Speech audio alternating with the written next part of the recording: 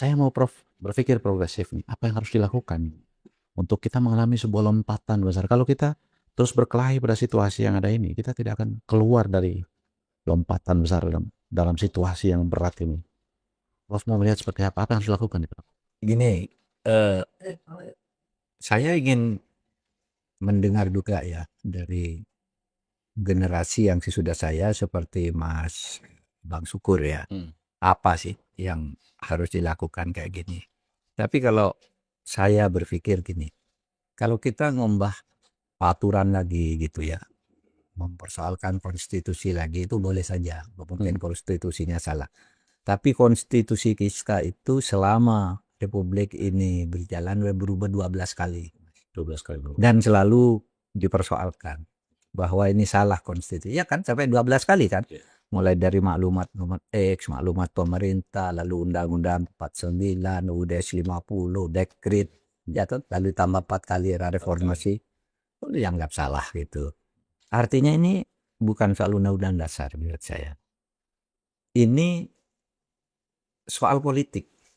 Iya kan? Bahwa politik itu cenderung korup. Orang baik pun kalau sudah masuk ke politik, kalau tidak ketat penegakan hukumnya itu pasti korup. Karena kalau dia baik, yang tidak baik begundal-begundal ya. Iya kan? Bang Marsukur Mandar jadi presiden misalnya. Udahlah, saya ingin berbuat baik. Tapi itu yang di samping saya, wah Bapak, kalau tidak begini Pak. Bang Syukur mau turun. Saya sudah berhenti lah, udah 2 periode. Wah kalau tidak Bapak, hancur negara ini kan gitu. Karena begundal nih, begundal. Gitu. Lalu ininya juga mentalitas para pemimpin kita tuh merasa kalau dipuji senang banget. Sehingga enggak berarti berdasar sistem gitu. Itu mungkin ya. Jadi bukan soal sistemnya yang salah, itu sikap mental aja, sikap mental yang saya lihat. Nah buktinya begini, setiap ada perubahan politik, tapi terserah Anda nanti apakah mau mengusulkan perubahan politik. Setiap ada perubahan politik, negara ini menjadi maju sebentar. Dulu Bung Karno kan Paco Balo, lalu digempur oleh Orde Baru, lahir Orde Baru. Ingat enggak Orde Baru? Saya masih ingat tahun 66 sampai tahun 69 sampai pemilu 71 tuh bagus. Bagus. Undang-undang pokok pers diubah. Demokrasi diperbaiki ini semua. Tapi begitu pemilu 69 dibuat undang-undang itu, kemudian sejak 73 kemudian merosot. Jadi bagus di awal merosot, mulai 74 lalu ada demonstrasi Hariman, 78 ada tuntutan Pak Harto mundur, disitulah mulai korupsi. Sama dengan yang kita lakukan nih, yang Bang Syukur lakukan, apa? Reformasi tahun 98. Coba dilihat, 98 sampai 2009 kan hampir nggak ada korupsi. Bagus kan? Awal reformasi kita tuh bagus.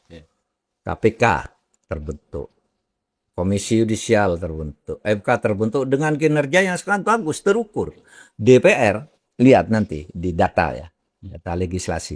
DPR tahun 98 sampai tahun 99 itu produksinya lebih dari 100 yang dia itu membuat undang-undang. Yang zaman Pak Harto dulu 100% malah. Nah, yang ini kan bagus. Nah, baru sejak tahun 99 tuh mulai merosot tuh. Merosot sampai mencapai puncaknya di tahun 2019, 2020 terus sampai sekarang ini merosot. Sehingga orang berkesimpulan apa perlu kejutan-kejutan lagi. Kalau dulu ada kejutan kan langsung berubah. Cuma berubahnya sebentar. Nah, sekarang gantian, saya ingin mendengar deh artikulasinya. Kalau Bang Syukur tuh kalau artikulasinya kan bagus. Apa menurut Bang Syukur? Kenapa ini terjadi kayak gini sekarang nih? Saya sampai tidak tahu jalan keluarnya mau apa sih ini. Kalau kayak gini mau hancur-hancuran atau gimana? Kan gitu kan? Kalau hancur-hancurannya rugi dong kita. Prof mungkin kita perlu relaksasi ya Prof ya. Hampir semua produk perundang-undangan yang dilakukan perubahan ya, termasuk amandemen dan semua itu. Mungkinkah kalau saya berpendapat lebih pada konsensus elit sehingga tidak mempertimbangkan realitas, atau juga mungkin tidak mengukur lompatan kemajuan negara ini satu ketika akan menghadapi tantangan-tantangan yang serius.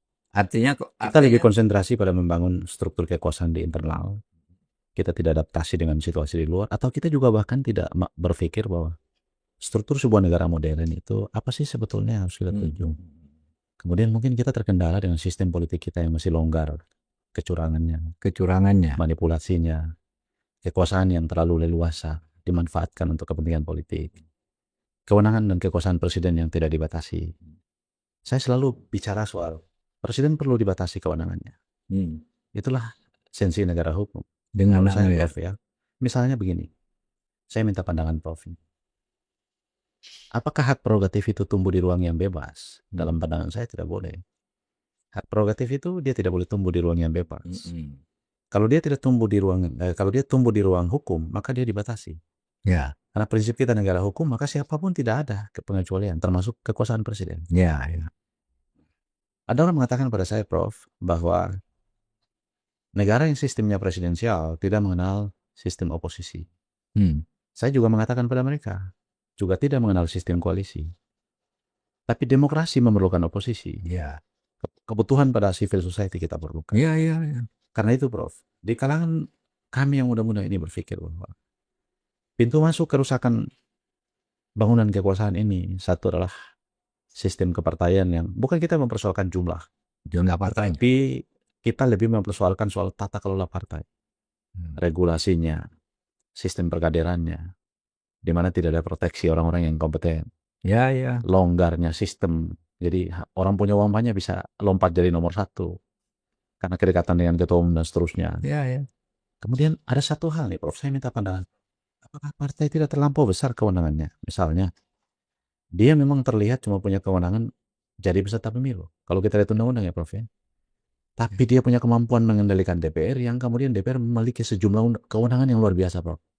Pengangkatan hakim konstitusi, hakim agung, KPK, Gubernur Bank Indonesia, KPU, Bawaslu, KPAI. Terlampau banyak. Mahkamah Agung juga. Terlampau banyak kewenangan DPR yang mengintervensi. Tercipta bangunan pengisian jabatan struktur-struktur kekuasaan yang mesti independen, Prof. Nah, bagi saya kalau ini tercipta terus, maka sepanjang itu kita tidak menemukan pejabat yang bersih.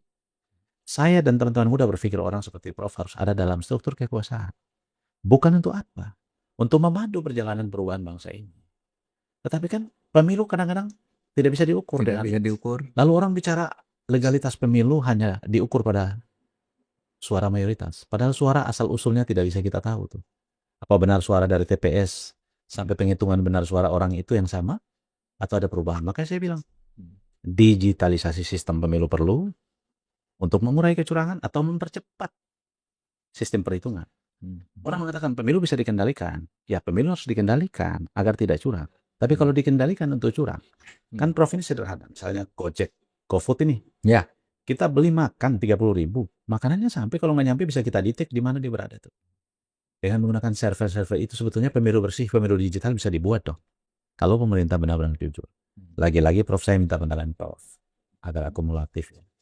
DPR dikuasai di bawah kendali presiden, presiden sebagai presiden kepala negara, kepala pemerintah, kepala koalisi. Kendalikan semua struktur politik. Tapi kalau presiden tidak punya keinginan melakukan perubahan, kita semua akhirnya bergantung pada negara yang hampa, jalan di tempat, tidak ada harapan tuh, Prof. Dalam situasi seperti ini, yang kita perlukan apa? Rakyat harus bangkit. Sebab keselamatan negara, saya juga sering mengutip, dan saya sering mengutip pernyataan Prof, dan saya sering mengambil pernyataan Prof. Keselamatan negara jauh lebih penting dari konstitusi. Ya.